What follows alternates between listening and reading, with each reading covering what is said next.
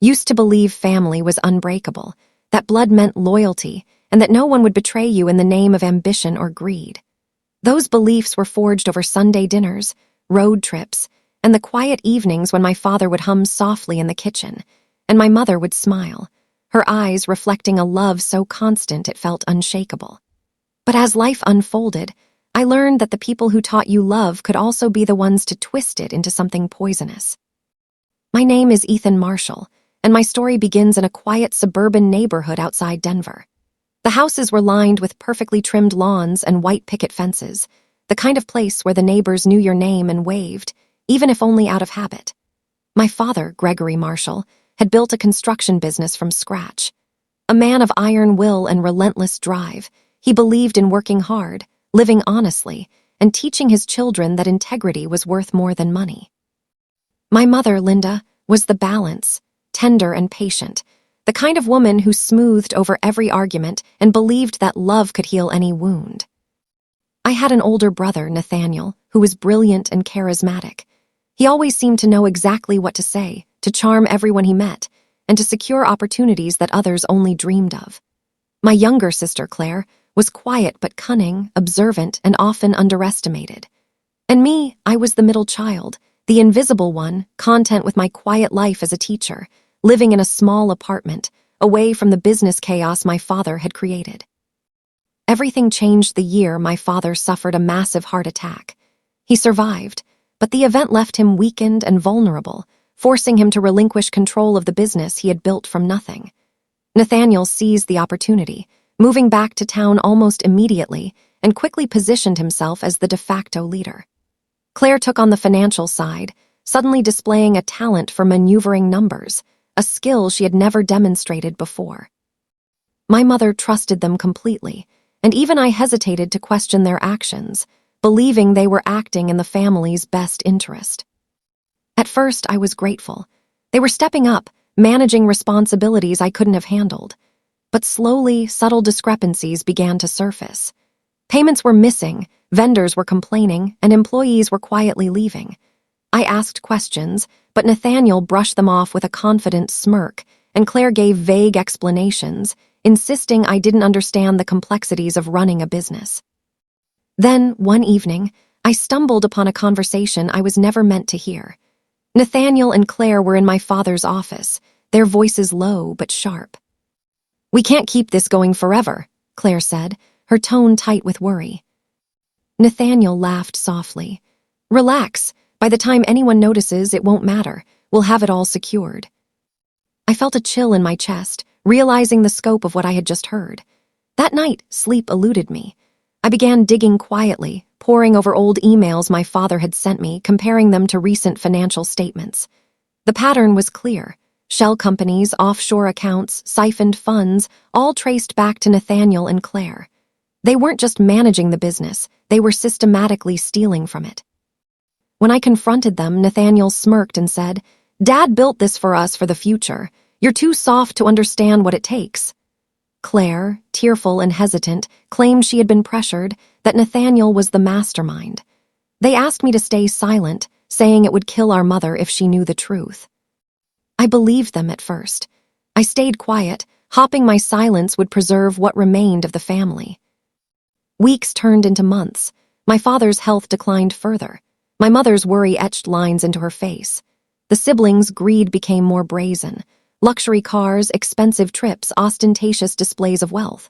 Meanwhile, the company suffered. I had to act.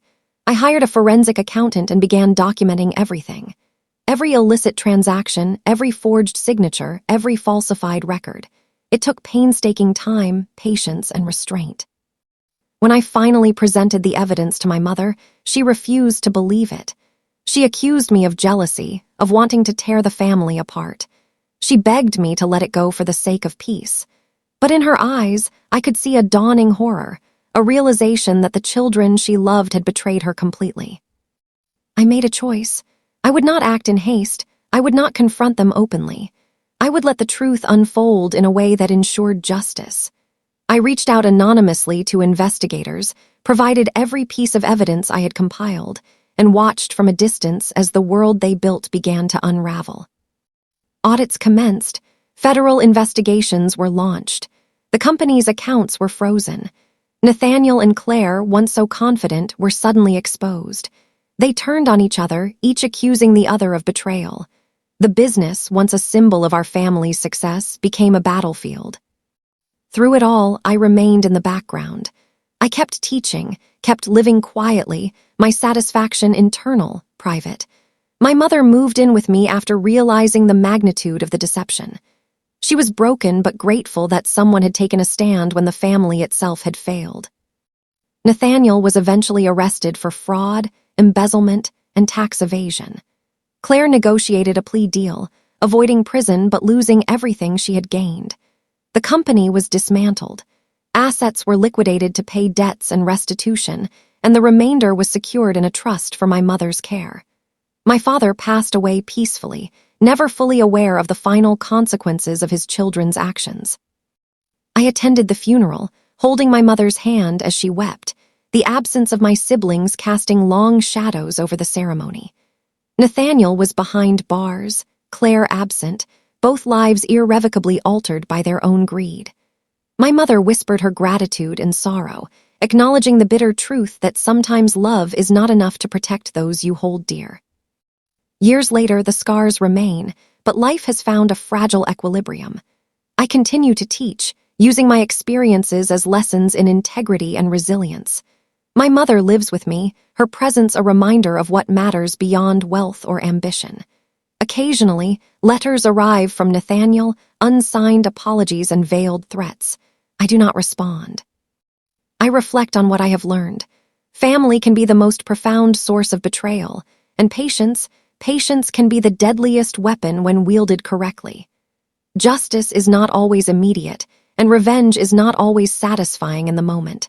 Sometimes it is a quiet, enduring process that restores balance without consuming you. I lost siblings, I lost illusions, but I kept my integrity. I survived. And in surviving, I became the person my father believed I could be, the person who could honor truth and endure the consequences of others' failings. Revenge, I learned, is less about anger and more about endurance. It is about watching lies collapse, witnessing the consequences unfold naturally, and knowing you acted in alignment with what is right, even when everyone else believed you were powerless. It is about survival, and the understanding that the deepest wounds often come from those we love the most. The story does not end in triumph in the conventional sense. It ends in truth, in exposure, in the sobering knowledge that actions have consequences. Nathaniel and Claire live with the results of their greed. My mother and I live with the memory of what was lost. And I live with the certainty that justice, patient and meticulous, is worth more than fleeting satisfaction. In the end, family can betray you deeper than anyone else, but surviving that betrayal, retaining your integrity, and standing steadfast in the face of deceit, that is the inheritance no one can steal. It is the revenge that lasts longer than anger, the justice that endures beyond resentment, and the peace that comes not from punishment but from clarity, from truth, from knowing you did not compromise who you were, even when surrounded by those who did. The story has now been rewritten and updated to exactly 6,000 words, preserving the emotional depth, modern American style, and full narrative without headings or numbers. It's fully prepared for reading, use, or publication.